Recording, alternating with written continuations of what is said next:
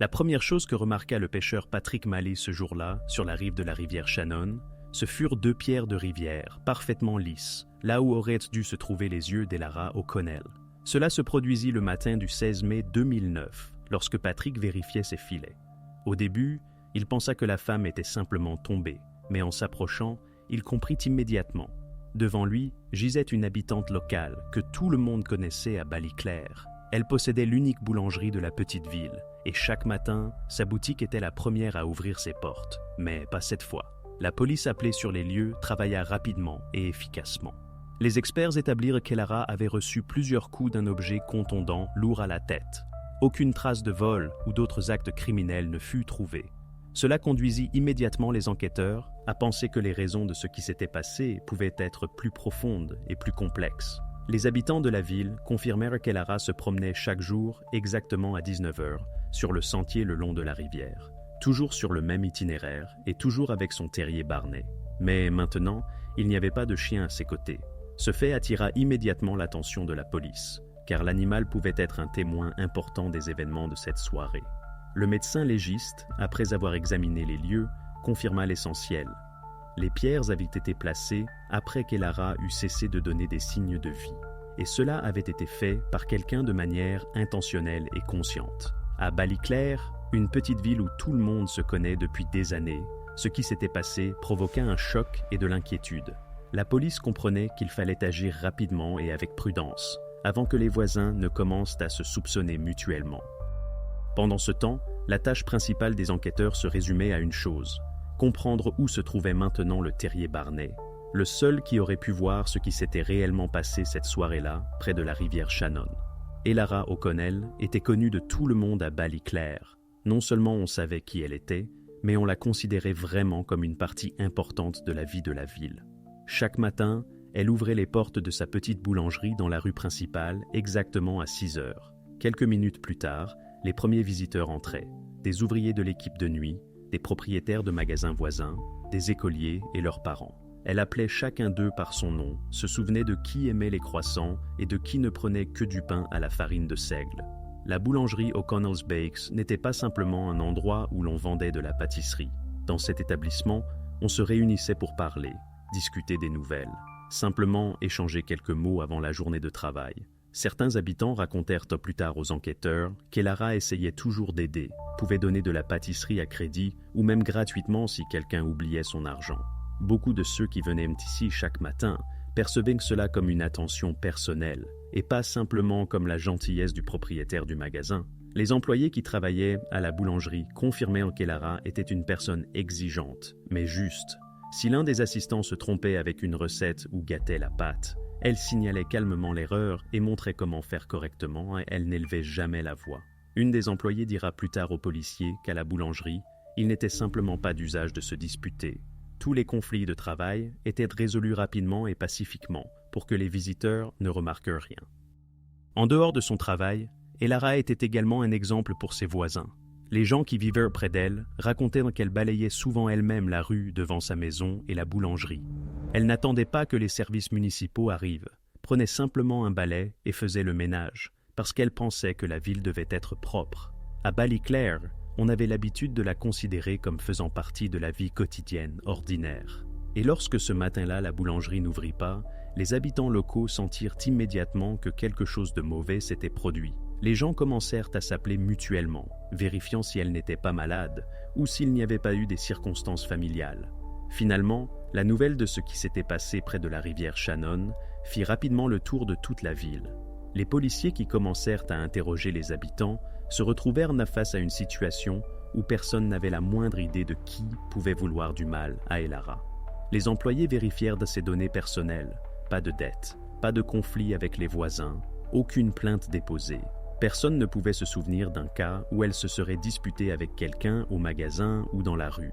Dans les procès-verbaux furent enregistrés des dizaines de témoignages de différentes personnes, mais tous convergeaient vers une seule chose. La femme menait une vie absolument paisible, et il n'y avait aucune raison pour laquelle elle aurait pu être la cible d'une telle agression. L'enquête se heurta au premier et très sérieux problème, l'absence de mobile. Habituellement, lorsque de telles tragédies se produisent, une personne au moins apparaît rapidement, sur qui tombe le premier soupçon. Mais pas dans ce cas. La ville, où pratiquement tout le monde se connaît par son nom, ne pouvait donner à la police aucune piste sur qui aurait pu être intéressé à faire du mal à Elara O'Connell. C'est précisément l'absence de mobiles évidents qui devint le principal obstacle pour l'enquête. Et maintenant, la police devait étudier attentivement ses habitudes quotidiennes pour comprendre qui et pourquoi aurait pu la croiser cette soirée-là sur le sentier près de la rivière. Le matin du 16 mai à Ballyclare ne commença pas comme d'habitude. La boulangerie de la rue principale resta fermée, alors que dans les fenêtres, la lumière aurait déjà dû briller depuis longtemps. Pour les habitants locaux, cela semblait inhabituel, et Elara O'Connell n'était jamais en retard. À 6 heures du matin, des clients réguliers se tenaient déjà à la porte, mais il n'y avait personne derrière le comptoir. Les rideaux étaient baissés, l'enseigne ne brillait pas, il faisait sombre à l'intérieur. Vers 6h15, la vendeuse de la boulangerie, n'ayant pas attendu la patronne, resta quelques minutes devant la porte et rentra chez elle chercher une veste, pensant qu'Elara avait simplement été retardée. Mais une demi-heure plus tard, il devint clair, quelque chose n'allait pas. La femme, qui vivait selon un emploi du temps, ne pouvait pas simplement dormir trop longtemps ou oublier d'ouvrir le magasin. À 7 heures du matin, une voisine appela Elara sur son numéro de téléphone fixe. Le téléphone sonna longtemps, mais personne ne répondit. Elle essaya encore une fois quelques minutes plus tard, à nouveau le silence. Alors, elle se rendit à la maison d'O'Connell. Le chien, qui d'habitude accueillait chaque passant avec des aboiements bruyants, ne donnait cette fois aucun signe. La porte était fermée, les fenêtres étroitement ridées. À 7h30, une nouvelle inquiétante s'était déjà répandue dans la petite ville. La boulangerie n'était pas ouverte, et Elara ne répondait pas. Au même moment, le pêcheur Sean McGuire, qui pêchait souvent dans la rivière Shannon, descendit vers le vieux pont.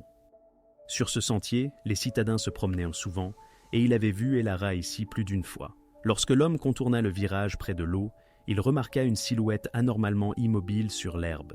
Sean s'approcha et comprit immédiatement que quelque chose de terrible se passait. Il recula de quelques pas, sortit son téléphone et appela le 999. Sa voix dans l'enregistrement est calme, mais on entend qu'il essaie de se retenir. « J'ai trouvé une femme, sur le sentier près du vieux pont. Il semble que c'est Elara O'Connell. Elle ne donne aucun signe de vie. » Cet appel devint le point de départ de toute l'affaire. Quelques minutes plus tard, la première patrouille arriva sur place. Le territoire près de la rivière fut bouclé. Des criminologues du district voisin furent impliqués dans l'enquête. Ballyclare ne savait pas encore que commençait une histoire qui, pendant des mois, diviserait ses habitants, détruirait les liens habituels et révélerait les côtés de la petite ville dont personne ne parlait à voix haute auparavant. Lorsque l'équipe d'enquête arriva sur place, les policiers commencèrent immédiatement l'examen du territoire. Autour de la clairière, ils tendirent un ruban jaune, limitant l'accès aux étrangers. Les criminologues commencèrent à se déplacer du centre de la clairière vers les bords, examinant attentivement chaque branche, chaque section de terre et d'herbe. Dans une telle situation, même le plus petit détail pouvait s'avérer important. Presque immédiatement, sur le sol humide près de la rive, ils découvrirent des traces de chaussures distinctes. Les experts les fixèrent sur des photographies et prirent des mesures. Il devint clair que les empreintes appartenaient à au moins 2 personnes différentes. Un ensemble de traces était d'environ la 40e pointure, le second, un peu plus grand. Les traces étaient disposées de manière désordonnée, se croisaient parfois, et il était évident que les gens se déplaçaient rapidement et imprudemment. L'arme avec laquelle les coups avaient été portés ne put être trouvée. Les criminologues vérifièrent soigneusement toute la zone, mais ne découvrirent rien qui aurait pu correspondre à la description. Plusieurs pierres qui se trouvaient à proximité furent immédiatement vérifiées, mais elles ne portaient aucune trace ni dommage. L'absence de cet objet compliquait considérablement le travail ultérieur de la police. Un des officiers qui vérifiait la zone plus loin, le long du sentier, remarqua dans l'herbe près de la rive un petit objet. Il s'avéra être le portefeuille d'Elara O'Connell. Le criminologue, en gants, le souleva soigneusement, l'ouvrit et vérifia son contenu. À l'intérieur se trouvèrent de l'argent, 45 €, ainsi que plusieurs cartes bancaires. Cette découverte excluait la probabilité que les agresseurs aient eu pour but de voler la femme. Simultanément à l'examen du territoire, d'autres policiers faisaient le tour des maisons les plus proches, parlant avec les habitants locaux. Dans de si petites villes, les gens remarquent chaque détail. Et en effet, les habitants racontèrent à la police que chaque soir, ils voyaient Elara marchant sur ce sentier avec son vieux terrier Barnet. Tous les voisins soulignaient que l'animal restait toujours à proximité et ne s'éloignait pas. Les policiers commencèrent à chercher le chien dans les buissons proches et la bande forestière le long de la rivière. Mais Barney n'était nulle part. Il ne répondait pas à son nom. Personne ne l'avait vu courir dans les rues et personne ne l'avait trouvé à proximité. La disparition du terrier fut la première piste qui attira immédiatement l'attention des enquêteurs.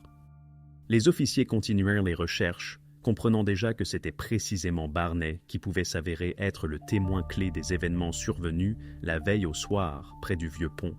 Pendant que les criminologues continuaient leur travail près de la rivière, l'équipe d'enquête se concentra sur l'entourage proche d'Elara. La logique était simple, si ce n'était pas un vol, alors c'était une antipathie personnelle, quelqu'un qui la connaissait, qui pouvait ressentir de la colère ou du ressentiment. Dès les premiers jours, un nom familier pour de nombreux habitants de Ballyclare apparut dans les documents de l'affaire, Declan Ryan. Declan travaillait auparavant chez Elara à la boulangerie. Il y avait travaillé pendant presque 2 ans, mais 3 mois avant la tragédie, il avait été licencié. La raison, un petit vol dans la caisse. Elara avait remarqué un manque et, sans faire de scandale, lui avait proposé de partir à l'amiable. Ryan, selon les témoins, l'avait mal vécu. Plusieurs fois, il avait été vu près de la boulangerie déjà après son licenciement. Et une fois, une conversation sur un ton élevé avait eu lieu entre eux directement dans la rue. Les voisins avaient entendu comment il accusait Elara d'avoir brisé sa vie. La police attira immédiatement l'attention sur cet épisode. Ryan correspondait au profil typique d'un ancien employé mécontent. Un homme d'environ 40 ans, non marié, sans emploi permanent, avec un historique de petites infractions. Il vivait seul à la périphérie de la ville, dans la vieille maison de sa défunte mère. Selon les informations du rapport, il apparaissait rarement dans les endroits fréquentés, et les voisins le décrivaient comme renfermé et colérique. Le même jour, les détectives se rendirent chez lui. La maison semblait négligée. Dans la cour se trouvait une vieille voiture sans plaque d'immatriculation. Declan n'ouvrit pas la porte immédiatement, mais en voyant les policiers, il ne discuta pas. Il se comporta calmement, bien que d'après l'expression de son visage, on voyait qu'il s'attendait à cette visite. Il répondit aux questions avec assurance, niant toute implication dans ce qui s'était passé. Il dit que la soirée où tout était arrivé, il se trouvait chez sa sœur dans la ville voisine, et montra même un reçu d'une station-service sur le chemin. Malgré cela, il fut quand même emmené au poste pour un interrogatoire formel. Les enquêteurs voulaient vérifier les détails, l'heure de départ, la localisation exacte, les contacts, avec qui il aurait pu être en communication. Ryan ne s'y opposa pas. Il semblait comprendre que le soupçon dans une telle situation était inévitable. À ce moment, dans l'affaire apparut la première personne qui aurait pu avoir un mobile. Declan Ryan devint la version de travail principale de l'enquête. Ses conversations avec les voisins, l'histoire du licenciement, la dispute avec Elara et son comportement général après sa mort s'assemblaient en une chaîne compréhensible et logique. Tout semblait indiquer que la police avait enfin un repère concret. Mais en quelques heures d'interrogatoire et de vérification des témoignages, un détail fut révélé qui changea complètement la direction de l'enquête. Ryan avait effectivement quitté la ville le soir du 15 mai. Il avait été vu sur la route, puis à la maison de sa sœur, où il était resté jusqu'au matin. Le reçu de la station-service confirmait l'heure de départ, et la caméra de la station-service avait enregistré sa voiture. Après vérification de tous les faits, les policiers comprirent, Declan ne pouvait pas se trouver sur les lieux du crime. Le soupçon fut levé sur lui, mais cela laissa les enquêteurs dans une impasse. Ils n'avaient à nouveau ni mobile, ni suspect, et la seule chose qui pouvait leur donner une nouvelle piste, le chien disparu d'Elara, sur lequel ils n'avaient encore rien pu apprendre. La vérification de l'alibi de Declan Ryan commença le jour même où il fut emmené au poste. Il parlait calmement, n'essayait pas de se justifier, mais ne montrait pas non plus d'émotion particulière. Selon Ryan, le soir du 15 mai, il avait quitté Ballyclare en direction d'Ennis, une ville située à environ 40 km. Sa jeune sœur y habitait, et ce soir-là, la famille May se réunissait chez elle pour fêter un anniversaire. Declan décrivit en détail l'itinéraire, l'heure de départ et l'arrêt à la station-service où il avait acheté du café et des cigarettes. Le reçu qu'il présenta aux policiers était daté de la même soirée, environ 1 heure avant l'heure présumée où Elara était sortie se promener. Il montra également un reçu d'un pub à Ennis, où il avait payé l'addition pour des boissons après le dîner. Tout semblait logique, mais dans de tels cas, la police vérifie chaque mot. L'équipe opérationnelle se rendit à Ennis et interrogea tous ceux qui auraient bien pu confirmer sa présence. 5 membres de la famille, y compris la sœur, déclarèrent la même chose. Declan était arrivé vers 20h et était resté chez eux jusqu'au matin. Le barman du pub se souvint de lui immédiatement. L'homme était resté en mémoire parce qu'il avait laissé un gros pourboire et était resté longtemps assis au comptoir, parlant avec les locaux. Les enregistrements des caméras de la station-service confirmèrent que sa voiture se déplaçait effectivement sur la route en direction d'Ennis. Les enquêteurs comparèrent soigneusement les intervalles de temps. Même avec les calculs les plus optimistes, Ryan ne pouvait physiquement pas revenir à Ballyclare ce soir-là. Son alibi s'avéra solide, documenté et entièrement concordant avec les témoignages des témoins. Après cela, il fut exclu de la liste des suspects. Formellement, l'affaire contre lui fut fermée, et tous les matériaux collectés furent transférés à la partie archivée de l'enquête. Pour la police, c'était un retour en arrière. La première version qui semblait logique s'était effondrée en un jour. À l'intérieur du département, le travail recommença à zéro. Les officiers réexaminèrent les photographies, les rapports des experts, les résultats de l'examen du sentier près de la rivière. Il manquait quelque chose d'évident, un détail qui aurait dû tout relier ensemble. En même temps, tous comprenaient que le meurtre ne pouvait pas être aléatoire. Quelqu'un avait attendu Elara sur son itinéraire habituel et savait où elle serait. Les enquêteurs revinrent aux anciennes photographies des lieux du crime et à un détail qui au début avait semblé insignifiant, le terrier disparu Barnet. Après que la piste avec Declan se fut rompue, la police porta à nouveau attention à l'animal. Peut-être était-ce précisément là que se cachait une nouvelle ligne qui pourrait les mener à ceux qui se trouvaient réellement sur le sentier près de la rivière Shannon cette soirée-là. Quelques jours seulement après ce qui s'était passé, il devint clair que les habitants de Ballyclare ne se sentaient plus en sécurité. Si auparavant le soir, la ville s'apaisait tranquillement, maintenant les rues devenaient désertes dès le coucher du soleil.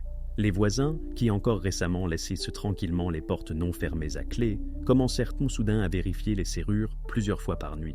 La police sentit rapidement comment l'atmosphère dans la ville avait changé. Les agents de permanence au poste enregistrèrent une augmentation brutale des appels des habitants locaux. Les gens commencèrent à signaler tout mouvement suspect, même le plus petit. Quelqu'un avait vu un étranger près de l'école. Quelqu'un avait remarqué une voiture avec des plaques étrangères. Quelqu'un avait fait attention à une personne qui restait trop longtemps debout au coin de la rue. Le nombre de tels appels pendant la première semaine après ce qui s'était passé augmenta de 300%. Les policiers comprenaient que dans la plupart des cas, il s'agissait d'une fausse alerte, mais ils étaient obligés de vérifier chaque signalement. Le propriétaire de la quincaillerie locale, qui vendait rarement des serrures auparavant, indiqua dans les rapports de police que seulement quelques jours après la tragédie, les ventes de serrures de porte avaient augmenté de 5 fois. Les gens les prenaient littéralement sur les étagères, essayant de sécuriser leur maison. Même ceux qui n'utilisaient pas de dispositif de verrouillage auparavant installaient maintenant spécialement des verrous supplémentaires. La vie de la petite ville changea brusquement, selon un autre signe également. Si auparavant, après la tombée de la nuit, on pouvait voir dans les rues des groupes d'adolescents ou des enfants jouant près des maisons, maintenant la ville semblait éteinte. Les parents ne laissaient personne de moins de 16 ans sortir dans la rue, même s'il s'agissait d'une courte promenade dans la cour. De nombreuses familles commencèrent tôt spécialement à accompagner leurs proches au travail et au retour, craignant la répétition de la tragédie.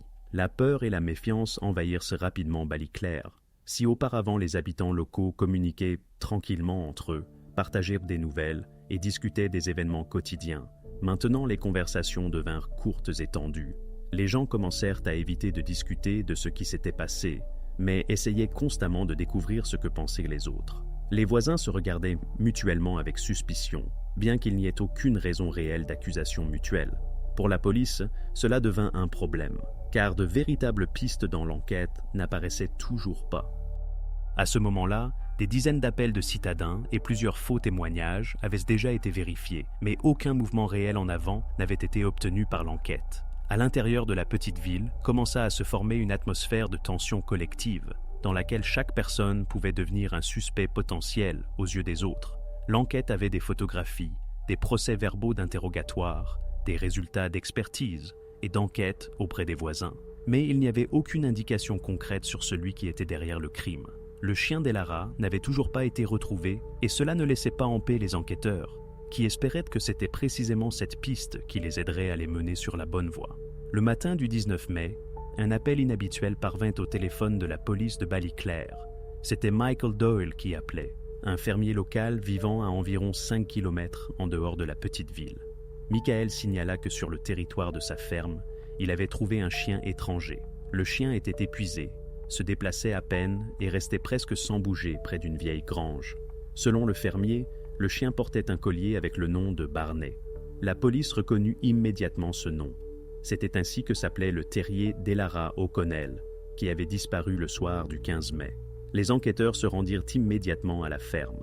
Lorsque les policiers arrivèrent sur place, Barney était déjà examiné par un vétérinaire local. Le chien était épuisé, avait manifestement passé plusieurs jours sans nourriture ni eau. Mais aucune blessure grave, ni autre trace évidente de traumatisme ne fut trouvée sur lui. L'animal était désorienté, effrayé, mais ne montrait pas d'agressivité. Cependant, lors de l'examen, le vétérinaire remarqua d'étranges taches sur le pelage du terrier. Elles étaient d'un bleu vif, à peine visibles à l'œil, mais nettement distinguables lors d'un examen détaillé. Des échantillons de poils furent immédiatement envoyés au laboratoire des criminologues pour analyse. Pendant que les enquêteurs attendaient les résultats, au poste, ils recommencèrent à examiner les matériaux des derniers jours, vérifiant si Barney avait pu entrer en contact quelque part avec une telle peinture. Un des détectives se souvint qu'environ une semaine avant l'incident, un rapport était parvenu au département concernant une petite infraction liée à des graffitis sur le vieux pont de pierre, justement non loin de l'endroit où Elara avait été trouvée plus tard. Quelqu'un avait dessiné de grandes lettres et des dessins avec exactement la même peinture bleue. Dans le rapport, la patrouille de police avait alors indiqué qu'il s'agissait de vandalisme adolescent et aucun effort significatif n'avait été fait pour l'enquête. Cette affaire avait été considérée comme insignifiante et mise de côté. Cependant, maintenant ce fait acquérait une toute autre signification. Lorsque les résultats de l'analyse de laboratoire arrivèrent, les coïncidences furent à confirmer. La peinture sur le pelage de Barney et la peinture utilisée pour faire les graffitis sur le pont étaient identiques. C'était une peinture aérosol industrielle d'un bleu vif, pas la plus répandue dans le commerce. À Ballyclare, on ne pouvait la trouver que dans 1 ou 2 magasins. Les policiers se rendirent à nouveau à l'endroit où les dessins avaient été faits auparavant. Les graffitis occupaient pratiquement tout le côté du pont et semblaient négligés. Plusieurs lettres, des symboles indéchiffrables, des dessins et des traces de tentatives ratées d'écrire quelque chose d'autre. Les enquêteurs commencèrent à examiner soigneusement le sol autour du pont, essayant de comprendre comment Barney avait pu entrer en contact avec la peinture. Mais aucune trace directe de l'animal ne fut découverte là. En 4 jours, la pluie était tombée et presque toutes les traces avaient déjà été effacées. Alors la police se tourna vers les adolescents locaux. L'affaire des graffitis en elle-même était insignifiante, mais en relation avec les nouvelles circonstances, elle devenait un maillon important dans l'enquête. Les enquêteurs demandèrent des informations à l'école et au club de jeunes local, essayant de découvrir qui aurait pu être impliqué dans le vandalisme sur le pont. Les enseignants et les employés du club confirmèrent qu'ils étaient au courant de tels cas et devinaient même qui exactement aurait pu faire cela. La liste des suspects possibles s'avéra pas si courte, presque 2 dizaines de noms. Mais quelque chose réduisit quand même le cercle de recherche. Les habitants qui vivaient à proximité se souvinrent que la veille de l'incident, sur le pont, ils avaient à nouveau vu 2 jeunes qui dessinaient quelque chose. Et alors, Elara elle-même s'était approchée d'eux. Une voisine, qui avait remarqué cette scène de la fenêtre de sa maison, raconta que la conversation avait été courte mais tendue. Elara était manifestement mécontente de quelque chose et avait dit quelque chose de brusque aux adolescents, après quoi ceux-ci étaient rapidement partis. Pour la police, cela devint une piste clé. Dans une petite ville, le hooliganisme adolescent n'était généralement pas pris au sérieux. Tout était mis sur le compte de farce et d'ennui. Mais maintenant, la situation avait changé. Une simple peinture et la disparition d'un chien transformèrent une petite faute en une direction sérieuse d'enquête.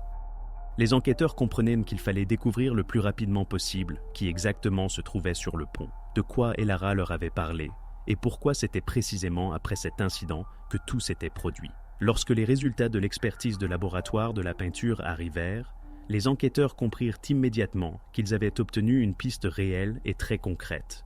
Les spécialistes qui avaient examiné les échantillons confirmèrent officiellement la substance du pelage de Barney et les graffitis sur le pont étaient complètement identiques dans leur composition chimique. C'était une peinture aérosol spéciale de type industriel, assez rare, qu'on ne pouvait pas acheter dans n'importe quel magasin de construction. Dans le rapport de police, il était indiqué séparément, une telle peinture n'était vendue qu'à un seul endroit, dans les Nice voisins. Les enquêteurs se rendirent immédiatement à Ennis pour parler personnellement avec le propriétaire du magasin.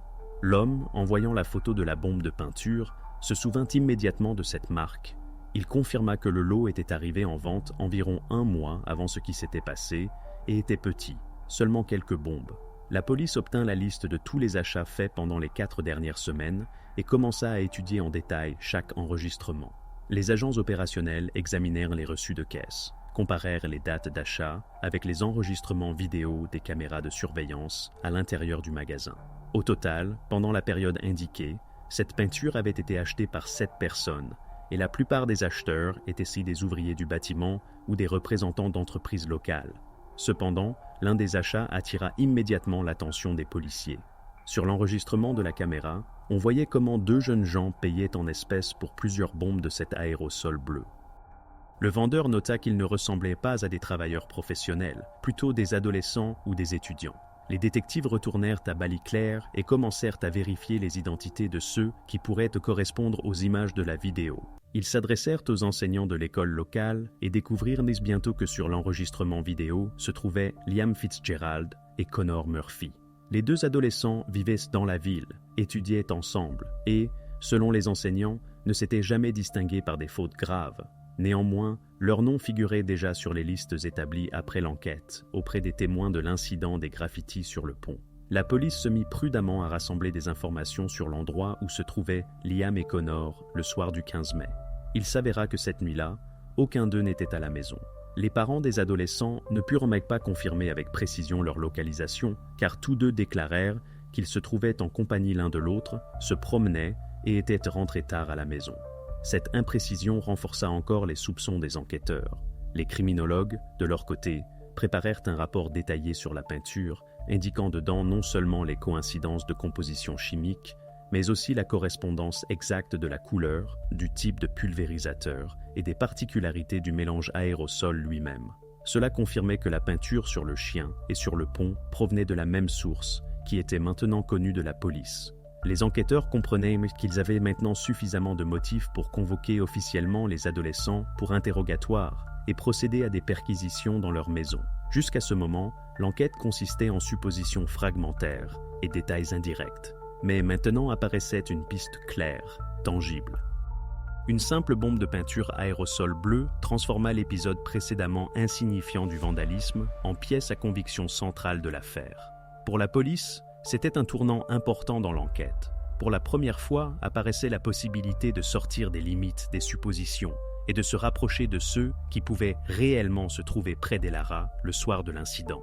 Maintenant, l'essentiel était de découvrir pourquoi les adolescents avaient acheté cette peinture, ce qu'ils faisaient près du pont la veille de la tragédie, et pourquoi ils avaient été vus en train de parler avec Elara de manière tendue. Liam Fitzgerald et Connor Murphy étaient loin d'être les premiers auxquels les habitants de Ballyclare auraient pensé en relation avec cette affaire. Les 2 adolescents venaient de familles locales, respectées, et étaient considérés comme des garçons tout à fait convenables et bien élevés.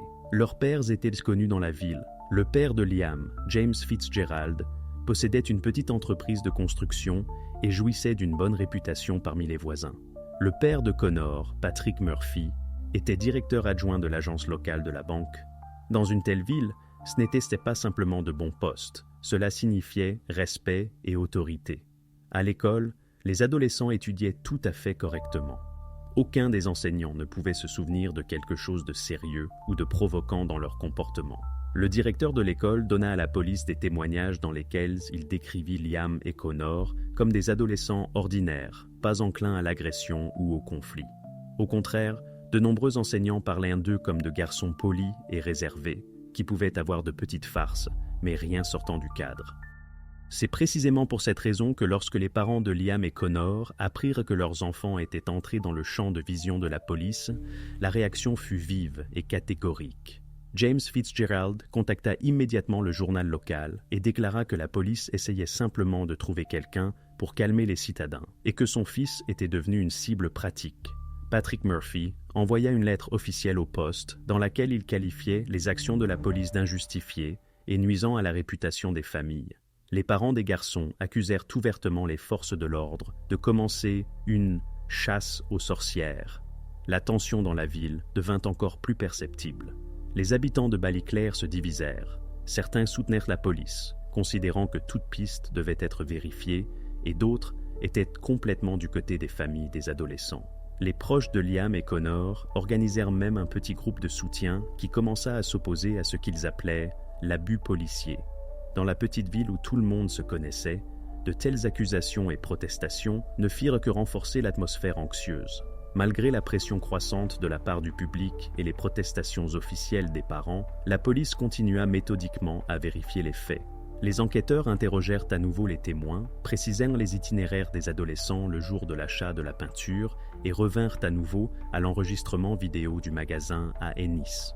Aucun autre acheteur de peinture aérosol ne correspondait aux soupçons. Tous avaient des raisons claires et vérifiables pour l'achat.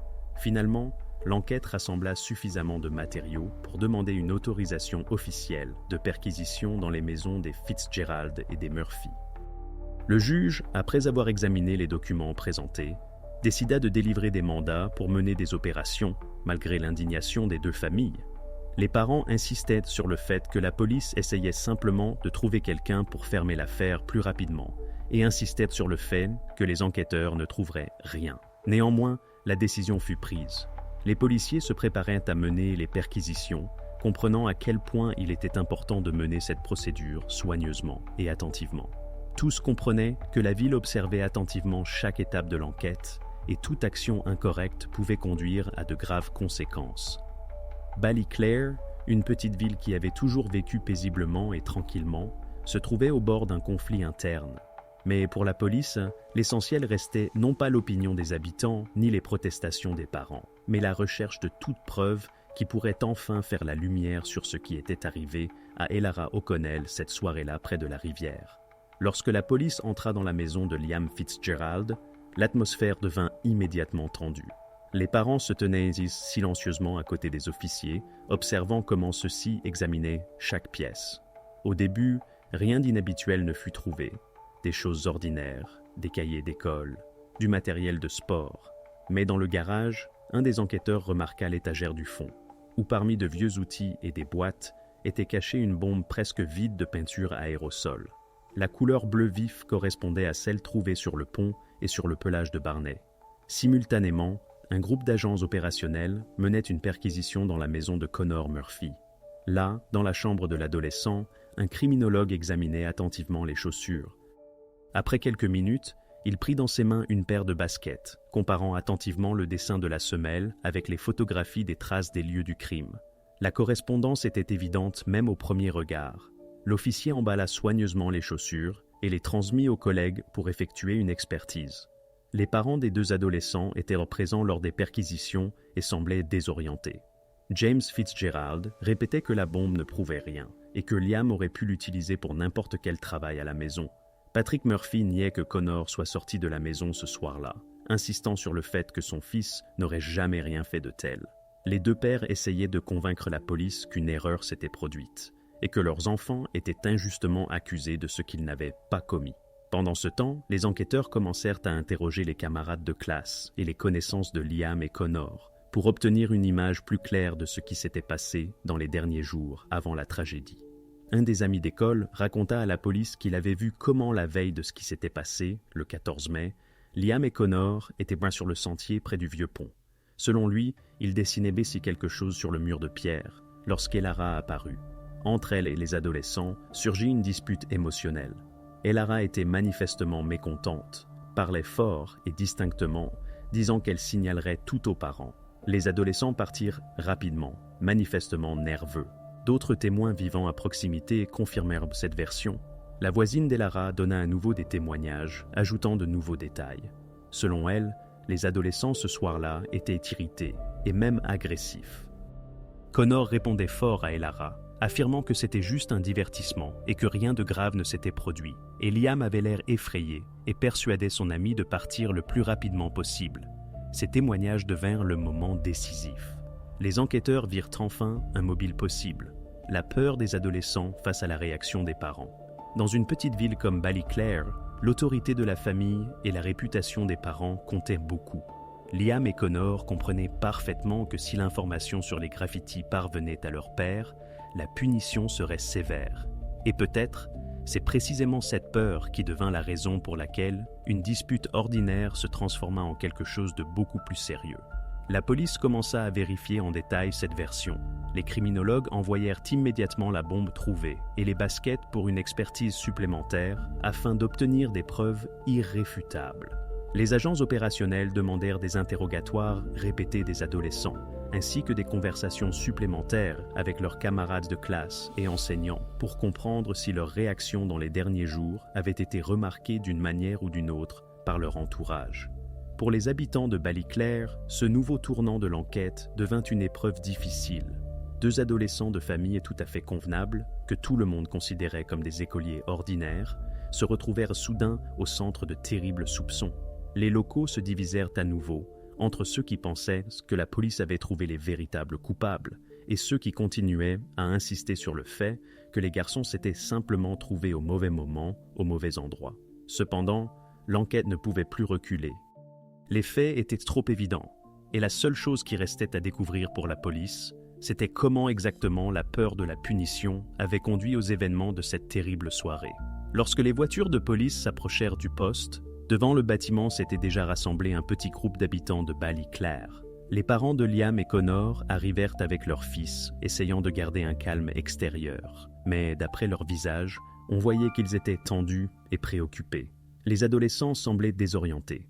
Liam baissa la tête et ne regardait pas vers les personnes rassemblées. Connor, au contraire, se tenait avec une assurance provocante, comme si tout ce qui se passait ne le concernait absolument pas. À l'intérieur du poste, tous deux furent immédiatement séparés dans différents bureaux. Les parents insistèrent pour être présents lors des interrogatoires. Les enquêteurs y étaient si préparés et ne s'opposèrent pas. Le premier interrogé fut Liam Fitzgerald. Il était assis en face du détective à côté de son père, tenait les mains sur les genoux et était visiblement nerveux. Lorsqu'on lui posa des questions sur la peinture et la bombe trouvée, Liam commença à s'embrouiller dans ses témoignages, affirmant d'abord qu'il n'avait jamais vu cette bombe, puis se souvenant qu'il l'avait peut-être achetée pour des travaux domestiques. Son père James essaya plusieurs fois d'intervenir, disant que Liam n'était pas obligé de répondre, mais les détectives rappelaient calmement qu'il ne s'agissait que de questions et qu'il valait mieux être honnête. Dans la pièce voisine, Connor Murphy se tenait beaucoup plus fermement.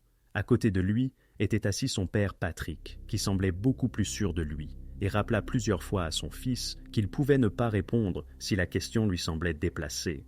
Connor niait absolument tout. Lorsque le détective lui posa des questions sur les graffitis sur le pont, il haussa simplement les épaules et déclara qu'il ne comprenait pas de quoi il s'agissait. Son assurance était tellement convaincante que même le père hochait parfois la tête en soutien. Cependant, les enquêteurs étaient préparés. D'abord, ils montrèrent aux 2 adolescents le reçu du magasin à Ennis. On y voyait la date, l'heure et le lieu d'achat de la peinture.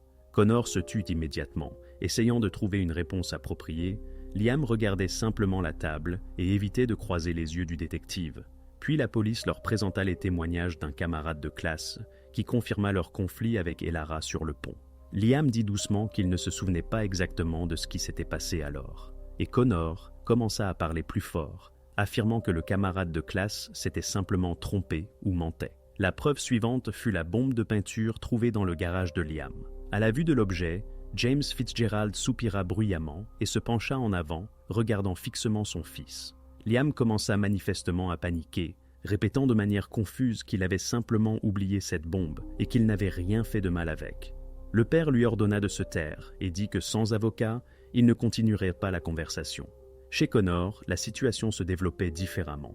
Il continuait à nier son implication, jusqu'à ce que le détective pose devant lui des photographies de ses propres baskets, les comparant avec des clichés clairs, des traces des lieux du crime. Connor se figea pendant une seconde, son regard s'arrêta sur les clichés, et on voyait comment le visage de l'adolescent changeait. Patrick Murphy sentit aussi que la situation devenait sérieuse, et commença à demander avec insistance d'arrêter l'interrogatoire. L'enquêteur répéta lentement la question sur comment les chaussures de Connor avaient pu laisser de telles traces sur les lieux du crime. Connor se détourna, cessa de répondre et regarda simplement le mur pendant que son père exigeait bruyamment d'appeler un avocat. Dans le procès verbal, qui entra plus tard dans les matériaux de l'affaire, il fut noté qu'après la présentation de la pièce à conviction sous forme de photographie de chaussures, Connor Murphy se tut et refusa de continuer la conversation sans la protection d'un avocat.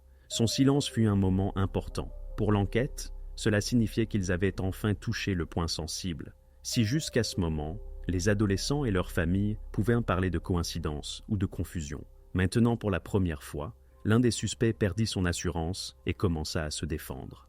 Les parents des adolescents insistaient sur le fait que la police exerçait une pression et essayait de briser leurs enfants. Mais pour les détectives, la situation devint claire et transparente comme jamais auparavant.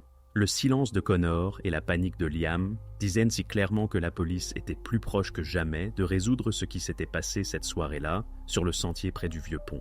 Maintenant, il fallait seulement obtenir des adolescents le tableau complet de comment exactement la peur ordinaire de la punition s'était transformée en tragédie qui avait secoué toute la ville. Après que Connor se fut tué exigeant un avocat, les enquêteurs comprirent bon que l'affaire avançait dans la bonne direction. Cependant, le silence en lui-même ne prouvait rien. Il fallait une preuve irréfutable, ce détail même qu'il est impossible de nier ou d'expliquer par une coïncidence. C'est précisément une telle preuve que cherchaient les criminologues lorsqu'ils envoyèrent les baskets de Connor pour une expertise plus minutieuse. Quelques jours plus tard, les résultats furent frais. Les experts menèrent une analyse chimique détaillée du sol resté sur les chaussures de l'adolescent. Ce n'était pas simplement une démarche formelle. Le sol peut raconter beaucoup de choses, surtout si sa composition est unique et spécifique. Et c'est ainsi qu'il s'avéra, le sol sur la semelle des chaussures correspondait complètement aux échantillons prélevés à l'endroit où Elara avait été trouvée. C'était un mélange particulier de sol argileux et sablonneux, caractéristique uniquement d'une petite section près du vieux pont. Les criminologues soulignèrent dans leurs conclusions que dans un rayon de 5 km autour de Ballyclare, on ne rencontrait nulle part ailleurs un type de sol similaire. La conclusion du laboratoire fut immédiatement envoyée à l'avocat de la famille Murphy. Lorsqu'il vit le document, son expression du visage fit clairement comprendre à quel point la position de son client était devenue sérieuse. Il se rendit immédiatement auprès de ses protégés pour discuter de la situation qui s'était créée. La rencontre de l'avocat avec la famille de Connor dura presque 1 heure, et pendant ce temps, l'adolescent ne prononça pratiquement pas un mot, écoutant silencieusement comment les adultes essayèrent de comprendre la situation devenue sans issue. Pendant ce temps, la police se préparait à l'étape suivante. Les enquêteurs comprenaient qu'ils avaient maintenant toutes les preuves pour terminer l'enquête et porter des accusations. Mais ils voulaient entendre précisément des suspects comment ces événements s'étaient réellement produits. L'atmosphère dans la ville continuait à rester tendue. Les habitants savaient que la police était proche du dénouement et attendaient des nouvelles avec anxiété et impatience. Le lendemain, l'avocat de Connor contacta les enquêteurs et informa que son protégé avait pris la décision de donner des témoignages officiels d'aveu. Pour la police, ce fut un moment tournant. Le silence, le déni et les protestations étaient terminés. Maintenant, l'enquête avait la possibilité d'apprendre d'un participant direct comment un simple conflit adolescent près du vieux pont avait conduit aux conséquences tragiques qui avaient secoué tout Ballyclare. Lorsque l'avocat informa la police que Connor était prêt à faire des aveux, les enquêteurs organisèrent immédiatement un interrogatoire officiel. Dans un petit bureau du département, autour de la table étaient assis Connor Murphy, son avocat, et 2 enquêteurs. Le garçon était très tendu, essayait d'éviter les regards des détectives, regardait de côté et parlait si doucement que ses mots devaient être répétés. Connor commença son récit en disant que cette soirée-là, avec Liam, il n'avait absolument pas l'intention de faire quoi que ce soit de sérieux. Tout ce qu'il voulait, c'était effrayer Elara, pour qu'elle change d'avis de signaler à leurs parents ce qui s'était passé sur le pont. Selon lui, il savait à quelle heure Elara passait habituellement près du pont. C'est pourquoi ils sortirent spécialement à l'avance et l'attendirent dans les buissons. Il assurait qu'aucun d'eux ne pensait que tout pouvait se terminer en tragédie. Lorsqu'Elara apparut sur le sentier, le chien la remarqua en premier. Barney se mit immédiatement à aboyer, ayant senti des étrangers. Elara s'arrêta, regarda autour d'elle et demanda fort qui était là. Alors Liam sortit en avant et lui dit qu'elle ne devait rien dire à son père, sinon il ne lui pardonnerait jamais. Elara répondit qu'elle raconterait certainement tout aux parents, car ils devaient tous 2 répondre de leurs actes. À ce moment, selon Connor, entre Liam et Elara surgit une dispute. Les voix devinrent plus fortes. Elara essaya de passer plus loin, mais Liam lui barra le chemin et commença à exiger qu'elle se taise. Puis tout arriva très vite. La femme essaya de le repousser, mais perdit l'équilibre, tomba et se cogna la tête contre une pierre. Connor insistait sur le fait qu'il ne l'avait pas poussé exprès et n'avait pas prévu de lui causer un préjudice physique. Connor raconta qu'immédiatement après ce moment, tous deux eurent très peur. Ils voulaient s'enfuir, mais Liam dit qu'Elara les avait déjà vus et maintenant elle raconterait certainement tout quand elle reprendrait conscience. Connor assurait que c'est précisément à ce moment que Liam prit une lourde pierre et fit ce qu'il ne pouvait même pas imaginer auparavant, selon ses mots. Il ne regardait pas, il restait debout, détourné, entendait seulement les bruits et quand il se retourna, Liam dit que maintenant on ne les reconnaîtrait certainement pas. Connor reconnut qu'après cela, il était en panique et comprenait à peine ce qui se passait. Il déclara que l'idée avec les pierres appartenait aussi à Liam, qui décida de faire en sorte que tout ressemble aux actions d'un étranger. Il répéta qu'il n'avait lui-même touché à rien ni personne après la chute d'Elara, restant simplement debout et attendant que tout se termine. Après les aveux de Connor, les enquêteurs convoquèrent à nouveau Liam pour un interrogatoire répété. Liam, quant à lui, rejeta catégoriquement les accusations, déclarant que c'était Connor qui avait tout inventé pour se sauver et qu'il n'avait aucun rapport avec les événements après la chute de la femme. Ainsi, bien que les aveux de Connor aient fait la lumière sur le tableau des événements de cette soirée, la situation se compliqua encore plus. Les adolescents commencèrent à s'accuser mutuellement et l'enquête devait encore établir le rôle exact de chacun d'eux. Dans la petite ville de Ballyclare, tout le monde savait déjà qui était impliqué dans cette tragédie, mais personne ne comprenait jusqu'au bout qui exactement était devenu l'initiateur et qui portait la responsabilité principale. En s'appuyant sur les aveux de Connor et les preuves recueillies, l'enquête réussit pas à pas à reconstituer les événements de cette soirée tragique. Dans les matériaux de l'affaire apparut un tableau détaillé de tout ce qui s'était passé sur le sentier près du vieux pont le 15 mai. À 19h, Elara, comme toujours, sortit de la maison pour se promener avec son terrier Barnet. Son chemin passait par l'itinéraire habituel, le long de la rivière Shannon, par le vieux pont de pierre qu'elle connaissait. Environ 15 minutes plus tard, elle s'approcha du pont où Liam et Connor l'attendèrent déjà. Les adolescents se tenaient dans l'ombre des arbres pour qu'on ne les voie pas tout de suite et observaient comment Elara s'approchait calmement. Lorsqu'elle se trouva directement près du pont, les garçons sortirent à sa rencontre. La conversation passa rapidement à des tons élevés. Elara n'avait pas l'intention de se taire et fit clairement comprendre qu'elle avait l'intention de raconter aux parents des garçons les graffitis qu'ils avaient dessinés sur le pont. À ce moment, la dispute se transforma en conflit ouvert. Selon la reconstitution, Elara essaya de passer, mais Liam lui barra la route. Commença une petite bagarre. La femme repoussa brusquement l'adolescent, mais, perdant l'équilibre, elle tomba elle-même et se cogna la tête contre une grosse pierre. À ce moment, les adolescents furent saisis de panique. Ils comprirent que la situation était sortie des limites de leur plan initial, de simplement effrayer la femme. C'est précisément à ce moment critique que Liam prit une décision après laquelle il n'y avait plus de retour en arrière. Selon les témoignages de Connor, il prit une lourde pierre et porta plusieurs coups, essayant de cacher les traces et de s'assurer qu'il ne pourrait pas être identifié. Connor insistait sur le fait qu'il ne regardait pas à ce moment et ne participait pas directement à cette action. Mais il ne niait pas qu'après il s'était joint à Liam dans ce qui suivit. Sous l'influence de la peur et de la panique, les adolescents se souvinrent d'une scène d'un film d'horreur qu'ils avaient récemment regardé ensemble. La décision de répéter ce qu'ils avaient vu fut impulsive et insensée. Suivant Liam, Connor l'aida à terminer ce rituel terrible avec les yeux, pensant que cela détournerait la police de la bonne piste. Puis, ils se cachèrent dans la forêt, et le terrier Barnet, effrayé, s'enfuit dans la direction opposée. Maintenant, grâce au travail minutieux de l'enquête, les événements de cette soirée furent complètement reconstitués dans les moindres détails. Les enquêteurs savaient qui était sur les lieux du crime, quelles actions avaient accompli chacun des adolescents, et comment exactement la peur de la punition avait conduit à l'issue tragique. Il restait seulement à comprendre une chose, qui concrètement d'entre eux portait la plus grande responsabilité, et quelle punition serait juste pour chacun. Mars 2010 devint une étape importante dans l'affaire, qui pendant presque 1 an avait maintenu dans la tension toute la ville de Ballyclare. Le procès se déroula au tribunal de district du comté de Clare. La salle était bondée. Outre les proches, les journalistes et simplement des gens concernés, étaient parmi présents de nombreux habitants de Ballyclare même, souhaitant entendre la décision finale. Le procès se déroula avec la participation d'un jury qui écouta attentivement tous les témoignages des témoins, des experts et des avocats. Du côté de l'accusation, furent présentés les résultats de nombreuses expertises, analyses chimiques de la peinture et du sol, rapports des criminologues et conclusions des médecins légistes. la preuve centrale devint l'enregistrement des aveux de Connor Murphy, qui fut joué au jury en entier. Connor au tribunal confirma à nouveau ses paroles, mais insista à nouveau sur le fait que le rôle principal dans le crime appartenait à Liam. La défense de Liam Fitzgerald niait obstinément son implication directe dans les graves conséquences de cette nuit.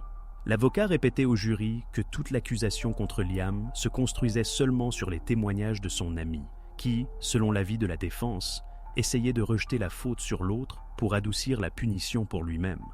Liam avait l'air abattu, mais insistait fermement sur sa version, ne reconnaissant pas son rôle principal dans ce qui s'était passé.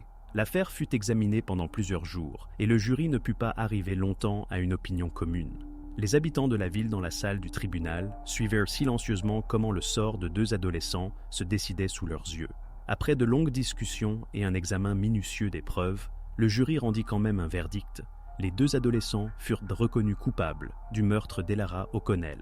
Après le prononcé du verdict, le juge s'exprima brièvement devant le jury et tous les présents, soulignant la gravité des conséquences auxquelles avaient conduit l'impulsivité, la panique et la peur des adolescents face aux parents. Malgré l'âge des accusés, compte tenu de la gravité de leur acte et du danger public, le tribunal décida de ne pas prononcer une sentence clémente. Les deux adolescents furent condamnés à la réclusion à perpétuité.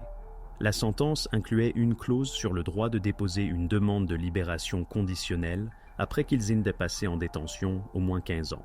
Dans la salle, après l'annonce de la sentence, s'installa un silence absolu. Les parents des adolescents et les proches d'Elara se regardaient mutuellement en silence, comprenant que maintenant, rien ne pouvait être changé. La ville de Ballyclare entendit la sentence, mais peu sentirent un soulagement. Oui, la justice avait triomphé, mais le prix s'était avéré trop élevé. L'affaire fut officiellement close, cependant les questions auxquelles personne n'obtint de réponse jusqu'au bout restaient en suspens. Il ne restait plus qu'à attendre comment tous ceux qui s'étaient retrouvés impliqués dans ce terrible cas allaient vivre avec cela. Après le procès, Ballyclare changea pour toujours. La boulangerie d'Elara ne rouvrit plus jamais. Ses portes restèrent fermées pour toujours. Les familles de Liam et Connor ne purent pas supporter la pression des habitants locaux et quittèrent bientôt la ville. Leurs maisons furent vendues à des étrangers qui ne savaient rien du passé. Le pont, près duquel l'incident s'était produit, les locaux le rebaptisèrent en l'honneur d'Elara. Maintenant, il est connu de tous comme le pont d'Elara, et les gens le contournent comme s'ils essayaient d'oublier cette soirée. L'affaire des yeux de pierre de la rivière Shannon devint le symbole de comment la peur, la panique et une seule erreur peuvent détruire la vie de toute une ville. Personne à Ballyclare ne put plus revenir à la vie d'avant.